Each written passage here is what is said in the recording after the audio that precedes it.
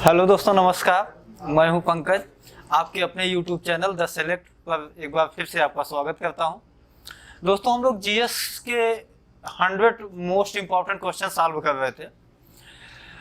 पहले कुल 26-27 क्वेश्चन हम लोग सॉल्व किए थे और उनकी वीडियो आपको मिल चुकी होगी। चलिए आज वही सिलसिला हम आगे बढ़ाते हैं और क्वेश्चन आपके सब स्क्रीन पर दिखते जाएंगे। हम केवल आपको विकल्प लिखेंगे और विकल्प का जो आंसर सही होगा वो बताएंगे। उसके बाद उसकी व्याख्या करेंगे कि आखिर यही सवाल या यही आंसर उसका क्यों सही है। चलिए मैं क्वेश्चन पढ़ता हूँ। चावल की खेती के प्रथम साक्ष्य कहाँ से प्राप्त हुए हैं? ऑप्शन दिया गया है। देखिए, ये सवाल है पाषाण काल का। ये पाषाण काल के चैप्टर से सवाल पूछा गया है कि चावल की खेती के प्रथम साक्ष्य कहां से प्राप्त हुए हैं। ए विकल्प है गंगा घाटी, बी विकल्प दिया गया है आपको यमुना घाटी, और सी विकल्प दिया गया है बेलन घाटी,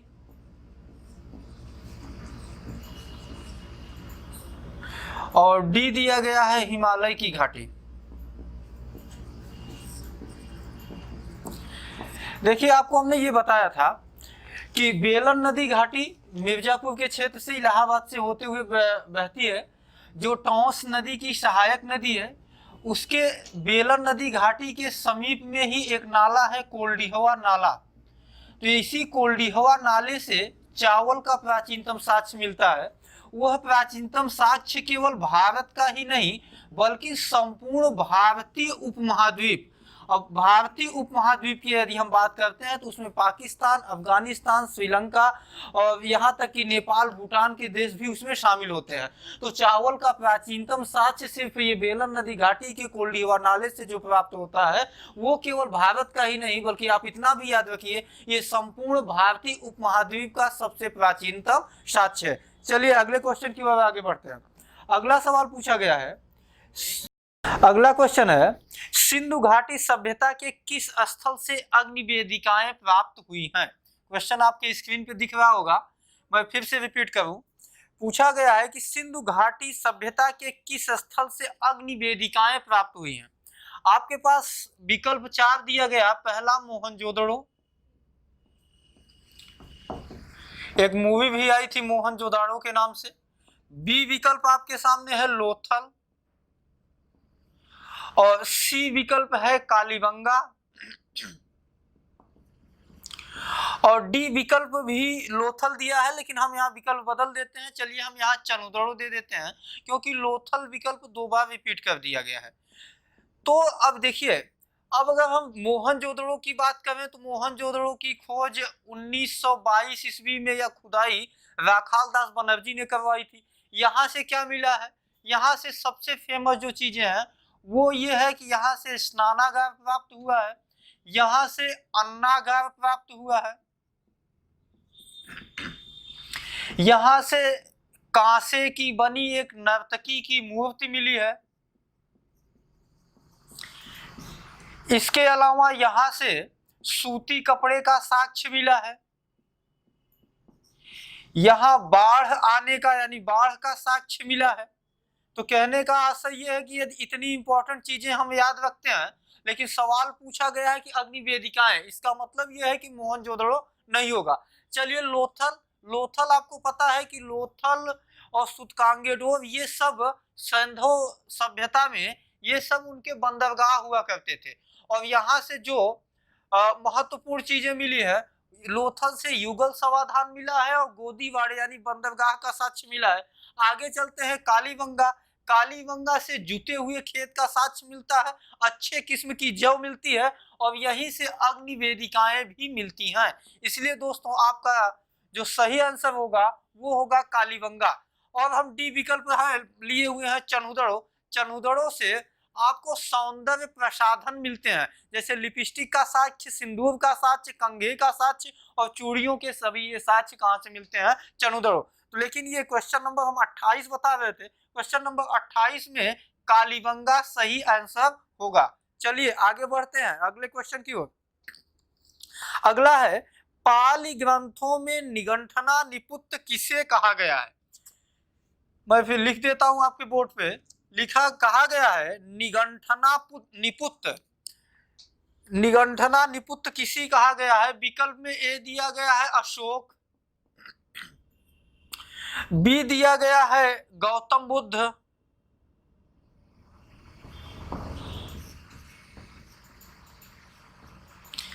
सी दिया गया है चंद्रगुप्त मौर्य, चंद्रगुप्त मौर्य, और डी दिया गया है महावीर स्वामी। हम क्लास पढ़ाते समय जो वीडियो अपलोड हो चुकी है पुरानी पिछली, उसमें देखिएगा आप, अशोक को कहा गया है, नाम उसका एक चंड अशोक मिलता है, उसका नाम देवा नाम भी मिलता है, उसका नाम प्रियदर्शी मिलता है, लेकिन यहाँ नाम दिया गया है निगंठना निपुत्त, इसलिए पहला विकल्प हो नहीं सकता। आगे चलिए, गौतम बुद्ध, गौतम बुद्ध को तथागत कहा गया है, गौतम बुद्ध को लाइट ऑफ एशिया यानी एशिया पुंज कहा गया है। अब आगे चलते हैं चंद्रगुप्त मौर्य, चंद्रगुप्त मौर्य को सैंड्रोकोट्स, एंड्रोकोट्स और सैंड्रोकोप्टस जैसे नाम मिलते हैं, यूनानी ग्रंथों में इन नामों का उल्लेख है, तो सी भी नहीं होगा। अब बचा कौन है? डी बचा है महावीर स्वामी। इसका आशय ये हुआ कि पाली ग्रंथों में निगंठना निपुत्त कहा गया है किसको? महावीर स्वामी को। नोट कर लीजिए। अगला है, किस गुप्त राजा को लिच्छवी दौहित्र कहा गया है? देखिए दोस्तों, दौहित्र का मतलब होता है पुत्र, दौहित्र का मतलब क्या है? पुत्र है। अब इसमें लिच्छवी दौहित्र की बात की गई है। पहले हम आपको विकल्प दे देते हैं, उसके बाद व्याख्या करते हैं। देखिए, विकल्प दिया गया है श्रीगुप्त, बी विकल्प दिया गया है चंद्रगुप्त,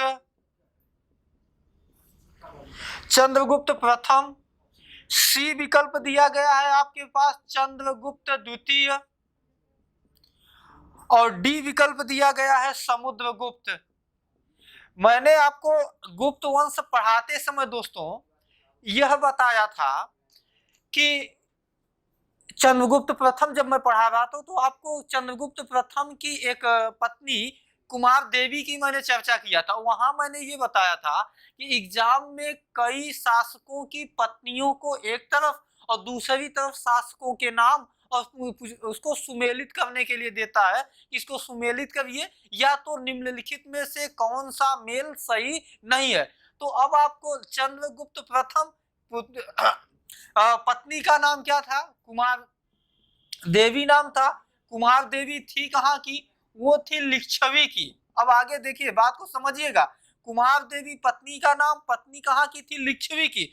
और इसी लिच्छवी राजकुमारी यानी कुमार देवी से जो उत्पन्न पुत्र था वो था समुद्रगुप्त, यानी चंद्रगुप्त प्रथम का पुत्र समुद्रगुप्त था। या हम यूं कहें, चंद्रगुप्त प्रथम और कुमार देवी से उत्पन्न पुत्र जो था वो था समुद्रगुप्त। इसलिए लिच्छवी दौहित्र किसे कहा जाता है? सही आंसर बनेगा समुद्रगुप्त। क्वेश्चन नोट कर लीजिएगा। चलिए आगे चलते हैं। मौर्य काल के दौरान राज्य के राजस्व की वसूली कौन सा अधिकारी करता था? मैंने दोस्तों आपको पढ़ाते समय यह बताया था कि मौर्य काल में मौर्यकालीन प्रशासन से सवाल खूब बनते हैं, इसीलिए मैंने मौर्यकालीन प्रशासन को डिटेल में बताया था। मैंने ये भी बताया था कि राजा की सहायता के लिए मंत्रिपरिषद होती थी। मंत्री दो प्रकार के होते थे, एक बड़े मंत्री हुआ करते थे, एक छोटे मंत्री हुआ करते थे। बड़े मंत्रियों का वेतन 48,000 पण उस समय की मुद्रा थी, वेतन था, जबकि छोटे मंत्रियों का वेतन 12,000 पण वार्षिक था। अब इसमें वहीं से सवाल पूछ लिया गया है। सवाल यह है कि मौर्य काल के दौरान राज्य के राजस्व की वसूली कौन सा अधिकारी करता था? तो देखिए, ए विकल्प दिया गया है सन्निधाता, बी विकल्प दिया गया है प्रदेष्टा, सी विकल्प दिया गया है समाहर्ता, और डी विकल्प आपके पास है सेनापति। तो आप लोग वो वीडियो को देखेंगे तो आपको क्लियर हो जाएगा कि संनिधाता जो था वो कोषाध्यक्ष विभाग का प्रमुख होता था, प्रदेष्टा जो होता था वो किलों का प्रमुख हुआ करता था, और इसमें से जो समाहर्ता था वही राजस्व विभाग का अधिकारी हुआ करता था। तो राजस्व विभाग का अधिकारी कौन होगा? समाहर्ता। इसलिए सही कौन सा होगा? विकल्प सी सही हो जाएगा। और डी सेनापति है, और सेनापति में बताने की हमको आवश्यकता नहीं कि यह क्या हुआ करता था, सेना का प्रमुख हुआ करता था। आगे चलते हैं क्वेश्चन नंबर 32 पे। निम्नलिखित में से अष्टम स्थान कौन सा नहीं है? देखिए, बौद्ध धर्म के संस्थापक गौतम बुद्ध से संबंधित जो भी महत्वपूर्ण स्थान है उनकी संख्या कुल 8 है, और उन्हीं को अष्टम स्थान कहा जाता है। अब आइए हम विकल्प में देखते हैं। देखिए, जैसे गौतम बुद्ध का जन्म हुआ था लुम्बिनी में, आपको पता है, तो ए विकल्प दिया गया है लुम्बिनी, बी विकल्प दिया गया है दोस्तों राजगृह, और सी विकल्प दिया गया है दोस्तों कुशीनगर, और डी विकल्प दिया गया है तक्षशिला। तो मैंने ये बताया कि ऐसे स्थान जो गौतम बुद्ध के जीवन से संबंधित हैं उनको अष्टम स्थान में रखा गया है, जो गौतम बुद्ध के जीवन से संबंधित नहीं है उनको अष्टम स्थान में नहीं रखा गया। तो सवाल यही पूछा गया है कि निम्नलिखित में से कौन सा अष्टम स्थान में नहीं है। देखिए, एग्जाम टाइम में आप लोग एक चीज और ध्यान दिया करिए कि हम अक्सर जल्दीबाजी में जब क्वेश्चन पढ़ते हैं तो नहीं पढ़ना भूल जाते हैं, हम उसको हाँ पढ़ लेते हैं और हाँ पढ़कर उसी को सही आंसर दे देते हैं, लेकिन नहीं पूछा गया है कि कौन सा स्थान अष्टम स्थान में नहीं है। तो चलिए एक एक करके देख लेते हैं। लुम्बिनी गौतम बुद्ध का जन्म हुआ था। दूसरा है राजगृह, गृह त्याग करने के पश्चात मैंने आपको बताया था कि सर्वप्रथम वो पहली रात अनुप्रिय नामक आम के बगीचे में बिताया, उसके बाद वहां से निकलने के पश्चात वो सीधे मगध पहुंचते हैं। मगध की राजधानी राजगृह थी, उस समय वहां का शासक बिंबिसार था। ये भी तो लुम्बिनी भी उनके जीवन से संबंधित है और राजगृह भी उनके जीवन से संबंधित है। अब अगला है कुशीनगर। कुशीनगर में आपको पता है कि उनको महापरिनिर्वाण की प्राप्ति हुई थी। तो ये 3 अष्टम स्थान में शामिल हैं, और कौन नहीं शामिल है वो है तक्षशिला। तक्षशिला का संबंध गौतम बुद्ध के जीवन से दूर दूर तक कहीं नहीं दिखाई देता है। चलिए आगे बढ़ते हैं। क्वेश्चन नंबर 33 पूछा गया, गौतम बुद्ध के एकमात्र पुत्र का क्या नाम था? मैंने आपको बताया था कि गौतम बुद्ध का विवाह यशोधरा से हुआ था, और विवाह के पश्चात उन्हें एक पुत्र रत्न की प्राप्ति हुई। गौतम बुद्ध, तब गौतम बुद्ध नहीं बल्कि सिद्धार्थ ने अपने बच्चे का नाम राहुल रखा था। और मैंने आपको यह भी बताया था राहुल का शाब्दिक अर्थ होता है एक और बंधन। शाब्दिक अर्थ एक और बंधन। तो उनके हिसाब से विवाह उनका पहला बंधन था और पुत्र रत्न की प्राप्ति दूसरा बंधन था, इसीलिए उन्होंने अपने पुत्र का नाम रखा था राहुल। यही एग्जाम में यही सवाल आपके यहाँ पूछा गया है कि उनके पुत्र का नाम क्या था, तो राहुल नाम था। राहुल का शाब्दिक अर्थ भी आपको हमने बता दिया। अगला सवाल, जैन धर्म के प्रथम तीर्थंकर कौन थे? जैन धर्म के प्रथम तीर्थंकर कौन थे? कौन कौन है विकल्प में? नंबर 1 है ऋषभदेव,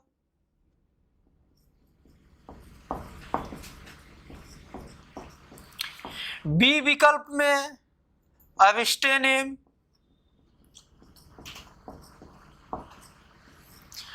और सी विकल्प में पार्श्वनाथ, और डी विकल्प में महावीर स्वामी। देखिए, जैन धर्म में कुल 24 यानी 24 तीर्थंकर हुए हैं। तीर्थंकर 2 शब्दों से मिलकर बना है, एक तीर्थ और दूसरा कर।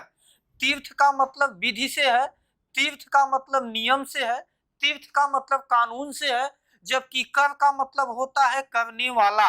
तो इसका तो अगर हम दोनों शब्दों को मिलाकर यदि इसका आशय स्पष्ट करें तो इसका मतलब यह हुआ कि जैन धर्म में विधि बनाने वाला या विधि को स्थापित करने वाला, कानून को बनाने वाला ही क्या कहलाया, तीर्थंकर कहलाया। कितने तीर्थंकर हुए, 24 तीर्थंकर हुए। और मैंने तीर्थंकर पढ़ाते समय आपको महत्वपूर्ण तीर्थंकरों के विषय में बताया था। मैंने ये कहा था ऋषभदेव जैन धर्म के प्रथम तीर्थंकर माने जाते हैं। इनका एक नाम और मिलता है आदिनाथ।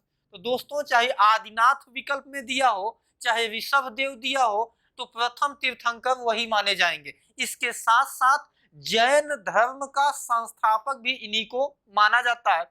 अगला बी दिया है। बी आपको पता है कि 22वें थे, अविष्टेनेम 22वें तीर्थंकर थे, पार्श्वनाथ 23वें तीर्थंकर थे, जबकि महावीर स्वामी 24वें तीर्थंकर थे। इसलिए सही जवाब क्या होगा, ऋषभदेव या आदिनाथ। चलिए आगे बढ़ते हैं। अब हम चलते हैं क्वेश्चन नंबर 35 पे। महावीर स्वामी को किस नदी के तट पर कैवल्य या ज्ञान की प्राप्ति हुई थी? ये सारे सवाल यदि आप लोग ध्यान से वीडियो देखे होंगे और पॉज करके नोट्स बनाए होंगे तो आपको ये सवाल बहुत हल्के लग रहे होंगे। और यदि आप लोग बहुत ध्यान से नहीं पढ़े होंगे तभी आप लोगों को ये सवाल में दिक्कतें या कठिनाइयां होंगी। बहुत डिटेल में बहुत बेहतर तरीके से हमने आपको बताने की कोशिश की है। हर चैप्टर को इतना डिटेल पढ़ाया गया है कि आपके किसी भी एग्जाम में वहां से सवाल आने तय है। इसका मतलब यह है कि वहां से बाहर सवाल नहीं आएंगे। सवाल पूछा गया कि महावीर स्वामी को कैवल्य, कैवल्य का मतलब यह है ज्ञान की प्राप्ति, तो ज्ञान की प्राप्ति महावीर स्वामी को किस नदी के तट पर हुई थी? ए विकल्प दिया गया है निरंजना, बी विकल्प दिया गया है ऋजुपालिका,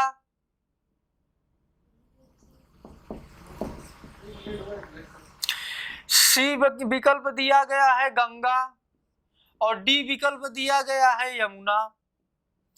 देखिए निरंजना नदी के तट पर तो गौतम बुद्ध को ज्ञान की प्राप्ति हुई थी, लेकिन एग्जाम सवाल क्या पूछा गया है, सवाल महावीर स्वामी को, तो ऋजुपालिका नदी के तट पर ही महावीर स्वामी को ज्ञान की प्राप्ति हुई थी। इसलिए सही आंसर कौन सा होगा, बी होगा।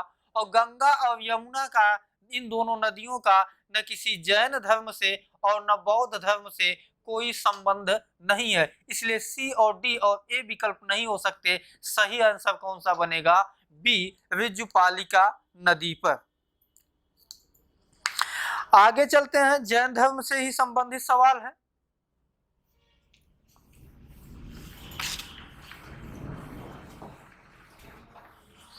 सवाल यह है कि ऋग्वेद में जैन धर्म के कौन से दो तीर्थंकरों का उल्लेख है?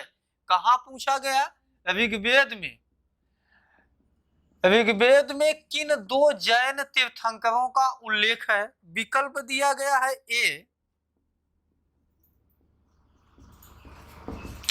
ऋषभदेव ऑब्लिक अविष्टेनेमी, बी दिया गया है ऋषभदेव महावीर स्वामी, ऋषभदेव ऑब्लिक महावीर स्वामी,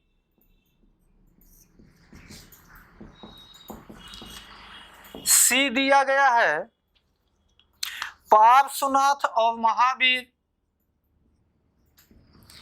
पार्श्वनाथ और महावीर, डी दिया गया है महावीर और अविष्टेनेमी।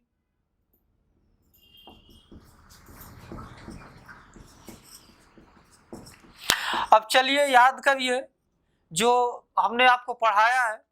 मैंने ये बताया था कि 24 तीर्थंकर हुए थे। इन 24 में से आपको याद करना था प्रथम तीर्थंकर को, उसके बाद सीधे आपको याद करना था 19वें, फिर आपको याद करना था 22वें, फिर 23वें और उसके बाद लास्ट में 24वें। जितने भी तीर्थंकर 24 हुए हैं तो 1 से लेकर 22 तक जो तीर्थंकर है इन ये पौराणिक माने जाते हैं। इनका उल्लेख सिर्फ कहानियों में मिलता है, इनकी कोई ऐतिहासिकता नहीं मिलती है, या यूं कहें कि इनके विषय में कोई ऐतिहासिक साक्ष्य नहीं मिलता है।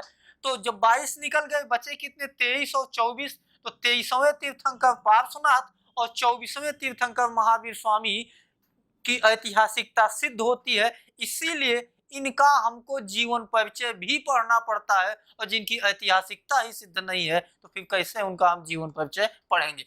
लेकिन सवाल पूछा गया कि ऋग्वेद में किनका उल्लेख मिलता है, तो जब हम जैन धर्म और बौद्ध धर्म में अंतर स्पष्ट करते हैं और यह कहना चाहते हैं कि जैन धर्म बौद्ध धर्म की तुलना में अधिक प्राचीन है, तब हम आपको बताते हैं कि ऋग्वेद में जैन धर्म के 2 तीर्थंकर कौन कौन, पहले तीर्थंकर ऋषभदेव और 22वें तीर्थंकर अविष्टेनेम, इन दोनों का उल्लेख मिलता है।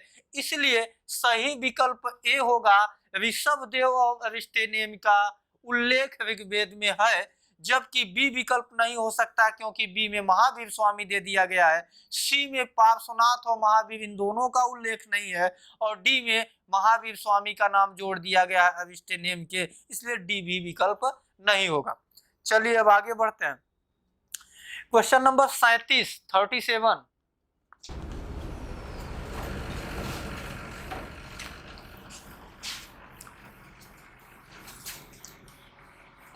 पूछा गया है, जैन धर्म के अनुसार तीर्थंकर महावीर स्वामी का पहला शिष्य कौन था। विकल्प दिया गया है जमाली, बी विकल्प में दिया गया त्रिशला, सी विकल्प दिया गया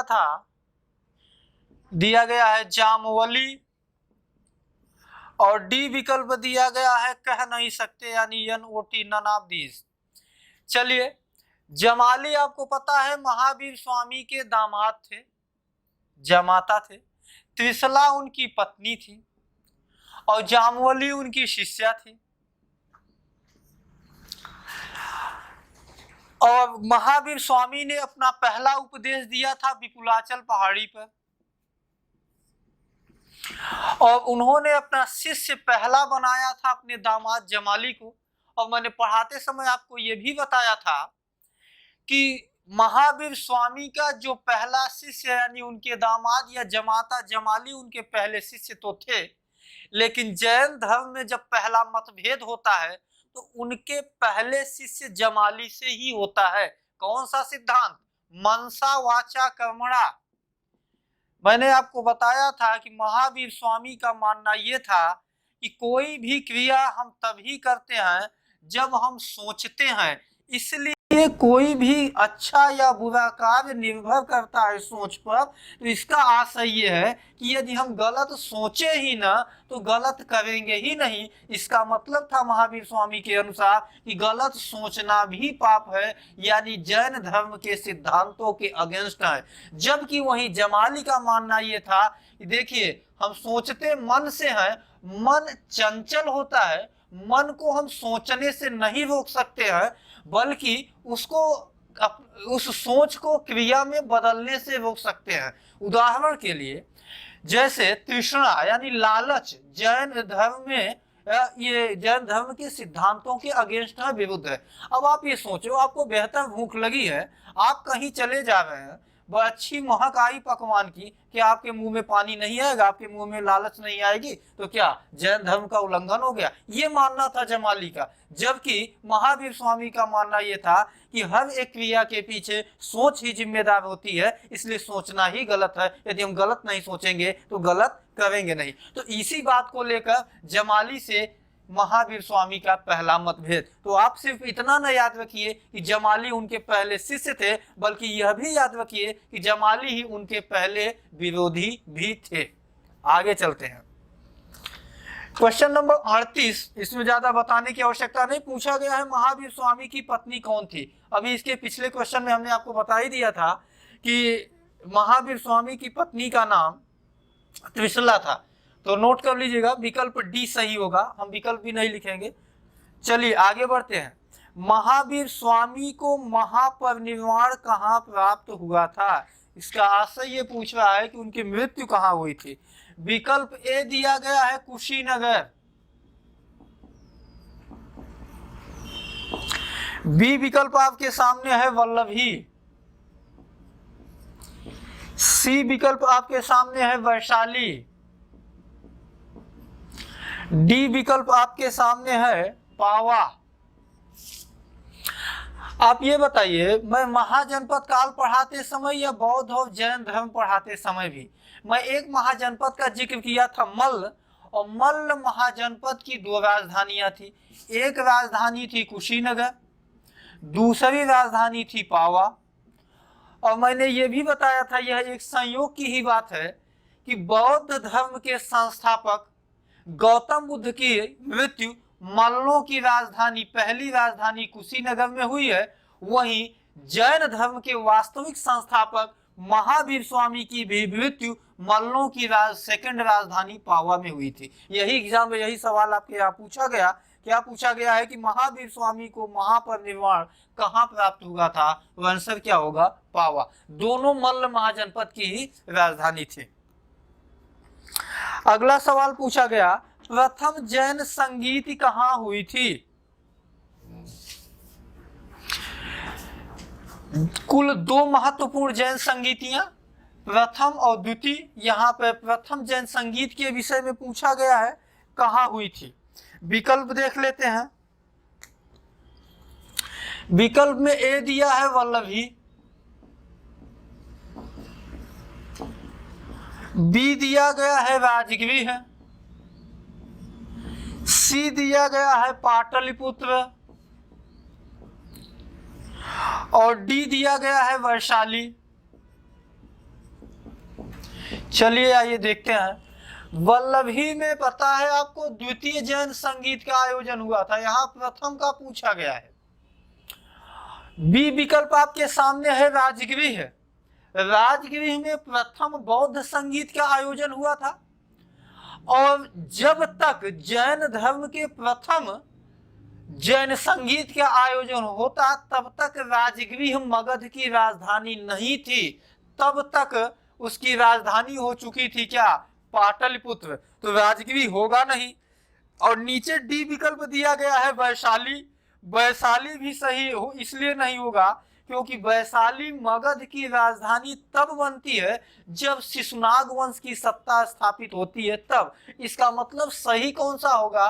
पाटलिपुत्र। आपको बताया गया था कि 299 ईसा पूर्व में चंद्रगुप्त मौर्य के शासनकाल में मध्य भारत में भीषण अकाल पड़ता है और इस अकाल से निपटने के लिए चंद्रगुप्त मौर्य सुदर्शन नामक झील का निर्माण करवाता है।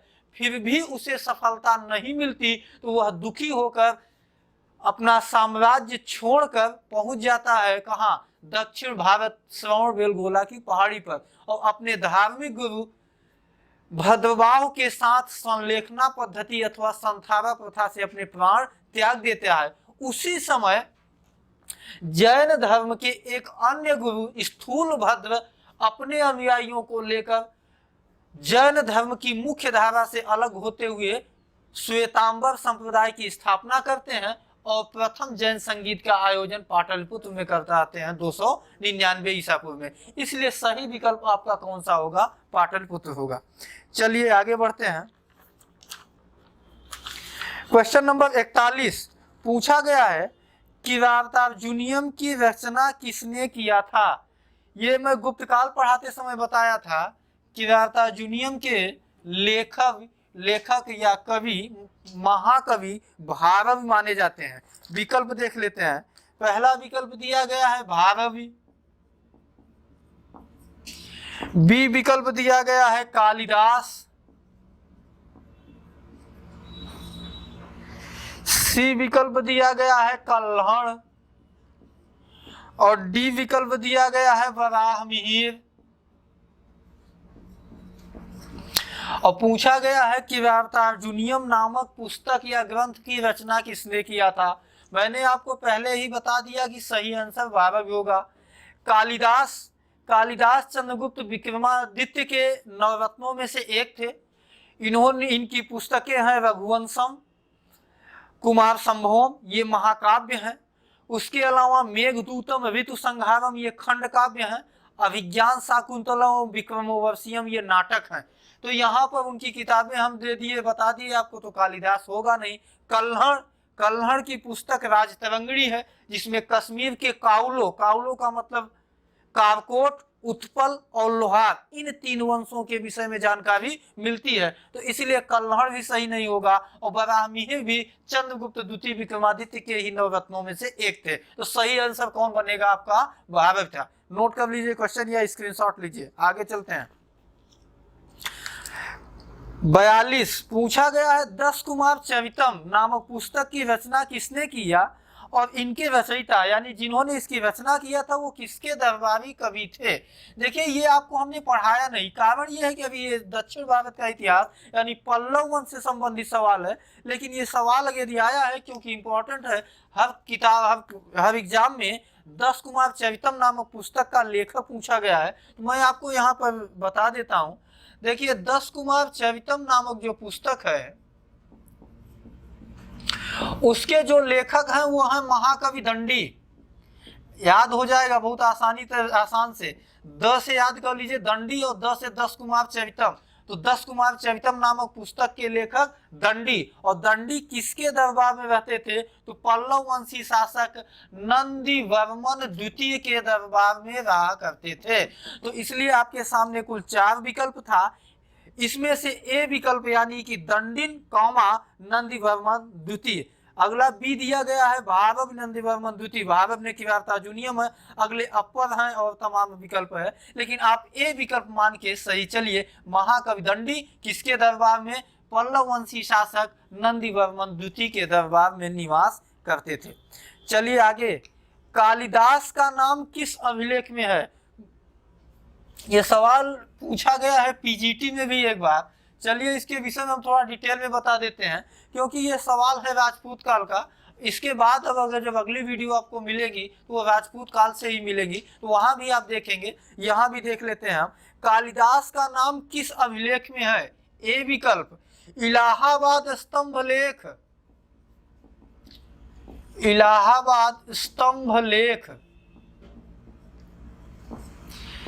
बी विकल्प दिया गया है ऐहोल अभिलेख,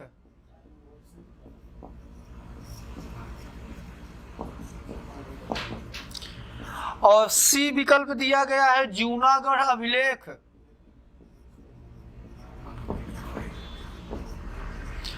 और डी विकल्प दिया गया है हनुमकोंडा अभिलेख, हनुमकोंडा अभिलेख। अब देखिए इसका सही आंसर जो होगा वो होगा बी, ऐहोल अभिलेख। ऐहोल अभिलेख का जो उत्कीर्ण करता यानी लेखक है उसका नाम है रवि कीर्ति, और रवि कीर्ति पुलकेशिन द्वितीय का मंत्री था, उसी ने ऐहोल अभिलेख उत्कीर्ण करवाया। इस ऐहोल अभिलेख में उल्लेख क्या है, पहले आप इसको सुन लीजिए, तब आप स्वतः ये जान जाएंगे कि इसी अभिलेख में कालिदास का नाम किस तरीके से लिखा गया है या लिखा मिलता है। रवि कीर्ति ऐहोल अभिलेख में लिखता है कि जब उत्तर भारत में हर्षवर्धन संपूर्ण उत्तर भारत पर अपना आधिपत्य स्थापित करने के बाद दक्षिण भारत की ओर आगे बढ़ता है, तो दक्षिण में उसके विजय रथ को रोकने वाला शासक पुलकेशिन द्वितीय था, अर्थात हर्षवर्धन पुलकेशिन द्वितीय से पराजित होता है। और उसमें फिर उस अभिलेख में दोनों की सेनाओं के विषय में उल्लेख होता है, ये भी बताया गया किसने हाथी का प्रयोग किया और किसने घोड़े का प्रयोग किया। फिर आगे उसने लिखा, अपनी प्रशंसा करते हुए रवि कीर्ति ने ये कहा कि मैं कालिदास और भारवी जैसे विद्वानों के समान हूं। सवाल फिर से मैं रिपीट करता हूं, पूछा गया कालिदास का नाम किस अभिलेख में है? रवि कीर्ति क्या लिखता है कि मैं कालिदास और भारवी जैसे विद्वानों के समान हूं। तो इसका मतलब यह हुआ कि ऐहोल अभिलेख में सिर्फ कालिदास का नाम ही नहीं बल्कि किरातार्जुनियम नामक पुस्तक के लेखक भारव का भी उल्लेख मिलता है, इसलिए विकल्प आपका बी सही होगा। अब हम चर्चा कर लेते हैं ए, सी और डी पर भी। देखिए इलाहाबाद स्तंभ लेख, जिसे प्रयाग प्रशस्ति भी कहा जाता है, और इस प्रयाग प्रशस्ति में जानकारी मिलती है समुद्रगुप्त के विषय में, और इसे हरिसेन नामक मंत्री उत्कीर्ण करवाता है, जिसमें समुद्रगुप्त के उत्तरापथ, दक्षिणापथ, आठवीं राज्यों एवं पड़ोसी राज्यों के विजय के विषय में उल्लेख है। जूनागढ़ अभिलेख के विषय में आपको डिटेल में बता दिया गया है। सुदर्शन झील, 3 राजवंश, 4 राजाओं के विषय में जानकारी मिलती है, जबकि हनुमान कोंडा अभिलेख से पल्लव वंशी शासकों के विषय में जानकारी मिलती है। चलिए आगे बढ़ते हैं। अगला सवाल यह है,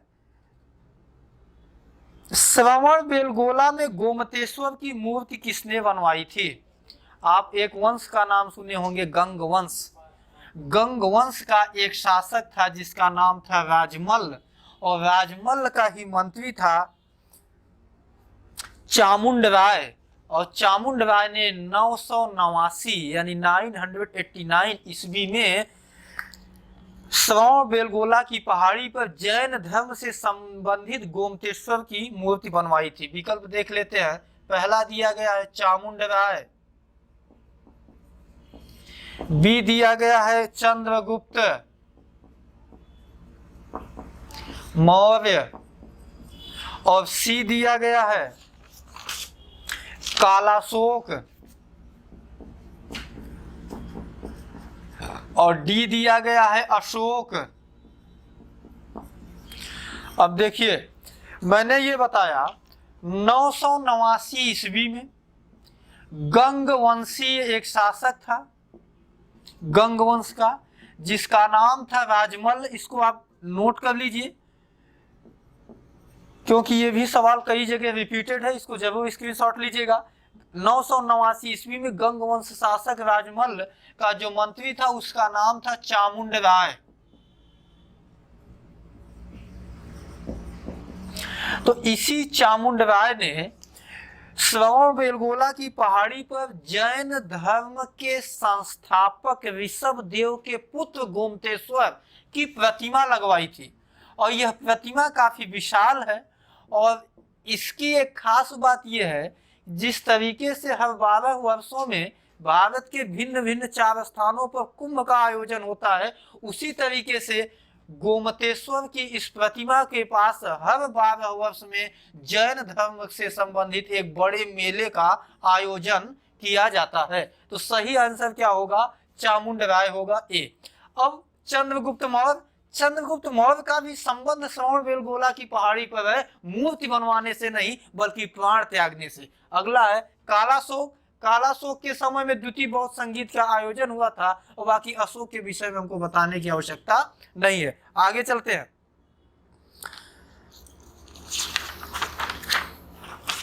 अगला सवाल पूछा गया है, महाजनपद काल से है।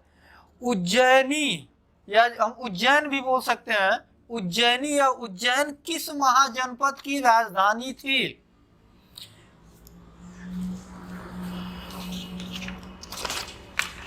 विकल्प दिया गया है अवंती, बी विकल्प दिया गया है अंग, सी विकल्प दिया गया है कौशल, और डी विकल्प दिया गया है सूरसेन। और पूछा गया है कि उज्जैन कहाँ की, किस महाजनपद की राजधानी थी?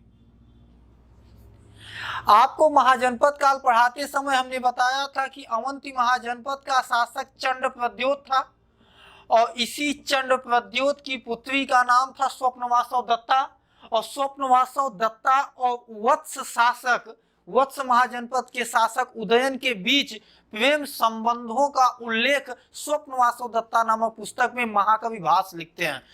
तो इस अवंती के शासक चंद्रप्रद्योत और अवंत की 2 राजधानियां, एक उज्जैन थी, दूसरी राजधानी महिष्मती थी। तो इसमें केवल उज्जैन पूछा गया है, उज्जैन किसकी राजधानी थी? तो सही आंसर बनेगा ए, अवंती महाजनपद की। शासक कौन है? चंद्रप्रद्योत। अब बी दूसरा दिया गया है, बी विकल्प अंग। अंग जब राजधानी नहीं थी बल्कि खुद महाजनपद है, अंग महाजनपद की राजधानी चंपा थी। आगे चलते हैं। कौशल, कौशल महाजनपद है, कौशल की राजधानी श्रावस्ती थी। और अगला है सूरसेन, ये भी महाजनपद है और सूरसेन की राजधानी मथुरा थी, जहां के पहले ऐतिहासिक शासक भगवान श्री कृष्ण को माना जाता है। अगला सवाल है इंद्रप्रस्थ। इंद्रप्रस्थ से पहले और सवाल देख लेते हैं ऊपर, तब आगे। क्वेश्चन नंबर 46, तक्षशिला किस महाजनपद की राजधानी थी? यहां बगल में मैं ऑप्शन दे देता हूं। ऑप्शन में दिया गया है गांधार,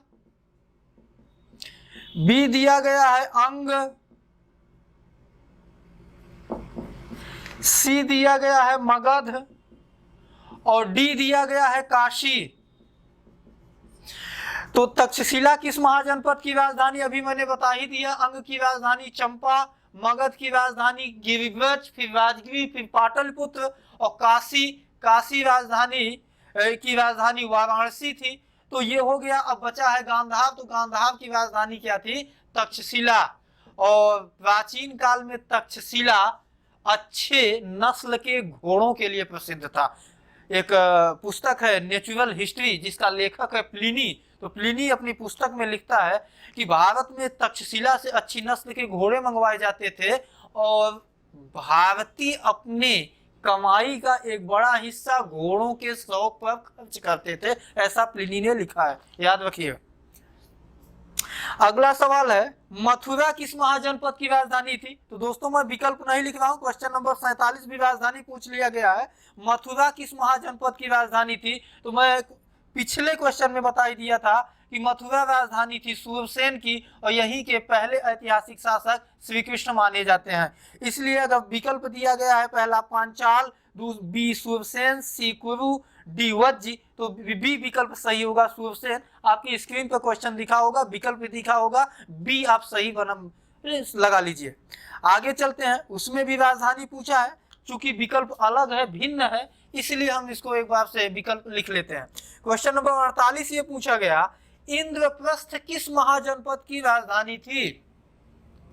आप लोग रेडियो सुनते हैं, रेडियो में इंद्रप्रस्थ चैनल विविध भारती कहां से? दिल्ली से। और दिल्ली, वर्तमान जो दिल्ली का क्षेत्र है वो किस महाजनपद में शामिल था? चलिए विकल्प देखिए तो बताते हैं। अगला है कुरु, पहला। दूसरा है मत्स्य और सी है पांचाल और डी है वज्जी। तो मत्स्य की राजधानी विराटनगर, पांचाल द्रौपदी यही की थी, इसीलिए द्रौपदी का एक पर्यायवाची मैंने आपको पढ़ाते समय बताया था, पांचाली भी होता है। वज्जी महाजनपद की बड़ी विशेषता यह थी कि यहाँ पर वज्जी और मल्ल दो ऐसे महाजनपद थे जहां पर गणतंत्रात्मक शासन व्यवस्था लागू थी। तो अब विकल्प में क्या बचा है? ए बचा है कुर्ग का आधुनिक दिल्ली। और दिल्ली आप विविध भारती सुनते होंगे तो इंद्रप्रस्थ चैनल। तो इंद्रप्रस्थ नाम क्यों रखा गया? क्योंकि प्राचीन दिल्ली का क्षेत्र इंद्रप्रस्थ में ही समाहित था या इंद्रप्रस्थ के ही अधीन आता था। चलिए अगला सवाल, क्वेश्चन नंबर 49, मत्स्य महाजनपद की राजधानी विराटनगर किस क्षेत्र में थी? मत्स्य महाजनपद राजस्थान के क्षेत्र में था। चलिए विकल्प देख लेते हैं। विकल्प दिया गया है ए मालवा तो हो नहीं सकता है, क्यों नहीं होगा आप बताएं। बी है पेशावर, सी है जयपुर और डी है बुंदेलखंड। अब मैंने आपको ये बता दिया कि मत्स्य जो महाजनपद था वो राजस्थान में था। तो राजस्थान का अलवर, जयपुर, जोधपुर यही सभी जिले समाहित थे। तो मालवा में तो अवंती था, पेशावर की तरफ तक्षशिला था, बुंदेलखंड के क्षेत्र में आपका वत्स वगैरह क्षेत्र आता था। बचा कौन सा? जयपुर। इसलिए सही विकल्प होगा सी। उसके बाद आगे पूछा गया सवाल, बिंबिसार ने अवंती नरेश चंद्र प्रद्योत के यहाँ कौन सा वैद्य भेजा था? ये सभी को पता होना चाहिए क्योंकि 2-3 बार इसका जिक्र पढ़ाते समय आया है कि एक शासक थे बिंबिसार, हव्यक वंश के संस्थापक थे। इनके यहाँ जीवक नामक राजवैद्य रहता था और यही जीवक राजवैद्य गौतम बुद्ध का भी चिकित्सक था। इसके अलावा इसी जीवक को बिंबिसार ने अपने मित्र शासक अवंती नरेश चंद्र प्रद्योत, जिनको पांडु रोग को कहें तो पीलिया जॉन्डिस नामक रोग हो गया था, उसी के इलाज के लिए जीवक को भेजा था। यही पूछा गया है, अवंती नरेश प्रद्योत के यहाँ कौन सा वैद्य भेजा गया? जीवक। अगला नाम है Kalashoka, Udayan, none of these, ये सब सवाल, ये सब शासकों के नाम है, ये सही नहीं होगा। अगला है बिंबिसार का दूसरा नाम क्या था? चलिए आइए विकल्प में देखते हैं।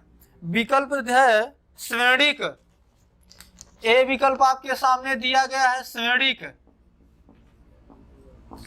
बी विकल्प दिया गया है एकराट। सी विकल्प दिया गया है उदयन और डी विकल्प सी दिया गया है सम्राट और डी दिया गया है देवानाम्पीय।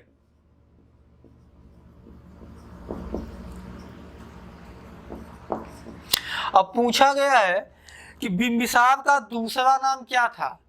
एकराट आपको पता है, एकराट पहला एकराट शासक, नंदवंशी शासक महापद्मनंद को कहा जाता है और सम्राट शब्द संबोधित किया जाता है समुद्रगुप्त को।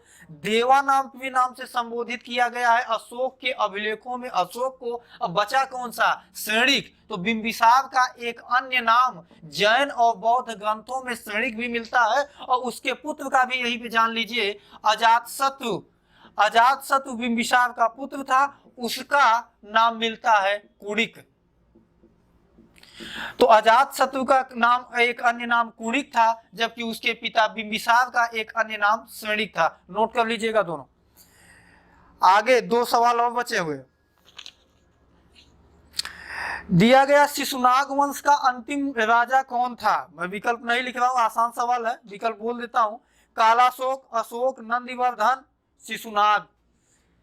शिशुनाग वंश में दो ही शासक हुए हैं, एक शिशुनाग और एक कालाशोक। शिशुनाग पहला शासक था, कालाशोक दूसरा शासक था। तो कालाशोक यानी विकल्प ए सही होगा। क्वेश्चन नंबर 52 यानी 52। अशोक मौर्य वंश का है, नंदिवर्धन नंदवंश का संस्थापक माना गया है। शिशुनाग आप जानते हैं कि शिशुनाग वंश का ही संस्थापक था। चलिए आगे क्वेश्चन नंबर 53। भारत का प्रथम साम्राज्य संस्थापक किसे कहा जाता है? विकल्प में दिया गया है आपके महापद्मनंद, बी दिया गया है घनानंद, सी दिया गया है अशोक और डी दिया गया है चंद्रगुप्त मौर्य। देखिए दो नाम ऐसे हैं जिनमें आपको कंफ्यूजन हो सकता है, तो चलिए मैं यहाँ पे आपको डिटेल से इसको बता देता हूँ। ए है महापद्मनंद, बी दिया गया है घनानंद, सी दिया गया है अशोक और डी दिया गया है चंद्रगुप्त मौर्य। मैं आपको मौर्य वंश पढ़ाते समय पहली लाइन में बताया था कि मौर्य साम्राज्य भारत का पहला एकीकृत और एकीकृत कह सकते हैं या केंद्रीकृत शासन व्यवस्था थी। तो जब मौर्य साम्राज्य भारत का पहला एकीकृत और केंद्रीकृत शासन व्यवस्था माना जाता है, तो इसका मतलब ये हुआ कि भारत की जो एक सीमा है, भारत की जो भौगोलिक सीमा कहाँ, हिंद कुश पर्वत से लेकर माउंट एवरेस्ट तक, उसके बाद ऊपर से लेकर नीचे हिंद महासागर, इस तरीके की एक रूपरेखा पहली बार एक साम्राज्य के तौर पे चंद्रगुप्त मौर्य यानी मौर्य वंश के शासनकाल में दिखी। सवाल यही है भारत का प्रथम साम्राज्य संस्थापक किसे कहा गया? तो भारत का पहला साम्राज्य संस्थापक चंद्रगुप्त मौर्य को कहा जाता है। हाँ मैंने कहा था कंफ्यूजन हो सकता है क्योंकि महापद्मनंद भी विकल्प में दिया गया है। दोस्तों महापद्मनंद भारत का पहला एक राट शासक था, न कि पहला साम्राज्य संस्थापक था। एक राट नहीं सही हो सकता, सही विकल्प होगा चंद्रगुप्त मौर्य। आगे बढ़ते हैं। सवाल दिया गया है क्वेश्चन नंबर 54। अलेक्जेंडर ने जिस समय भारत पर आक्रमण किया उस समय मगध पर किस वंश का राज्य था? मैंने पढ़ाते समय बकायदा मैप बनाकर आपको बताया था और यह भी बताया था कि सिकंदर की सेना ब्यास नदी से आगे नहीं बढ़ सकी। इसके दो तीन कारण थे। कारण नंबर एक, जब पोरस पराजित होता है और पोरस को बंदी बनाकर सिकंदर के सामने लाया जाता है और सिकंदर उससे पूछता है कि बोल तेरे साथ क्या सुलूक किया जाए, तो उस समय पोरस जवाब देता है एक शासक जैसा दूसरे शासक के साथ व्यवहार करता है। घटना नंबर 1। घटना नंबर 2, युवा चंद्रगुप्त मौर्य जो उस समय तक्षशिला विश्वविद्यालय में चाणक्य के साथ शिक्षा दीक्षा प्राप्त कर रहा था, वो भी सिकंदर के कैंप में जाकर धमकी देकर आता है। घटना नंबर 3, मगध उस समय का सबसे शक्तिशाली शासक था। भले ही मगध पर सत्ता घनानंद की थी जो एक कमजोर शासक था, लेकिन वो तो राज्य के लोग जानते थे, अंदर के लोग जानते थे, लेकिन बाहर यह मैसेज था कि मगध पर आक्रमण करने का मतलब यह है कि सिकंदर पराजित भी हो सकता था, जिसे विश्व विजयी सिकंदर महान की उपमा दी जाती है। तो यही पूछा गया कि सिकंदर ने जिस समय भारत पर आक्रमण किया उस समय मगध पर कौन सा वंश था, तो नंद वंश का शासक घनानंद था। आपको पता है 326 ईसा पूर्व में सिकंदर का आक्रमण हुआ था और मगध में मौर्यों की सत्ता आती है 322 ईसा पूर्व यानी बीसी उल्टा लिखा जाता है, 26 पहले आएगा 22 बाद में आएगा, तो 326 में मगध पर नंदों की सत्ता थी, इसलिए विकल्प ए सही होगा। अगला है अशोक ने कलिंग पर आक्रमण कब किया, विकल्प देख लेते हैं।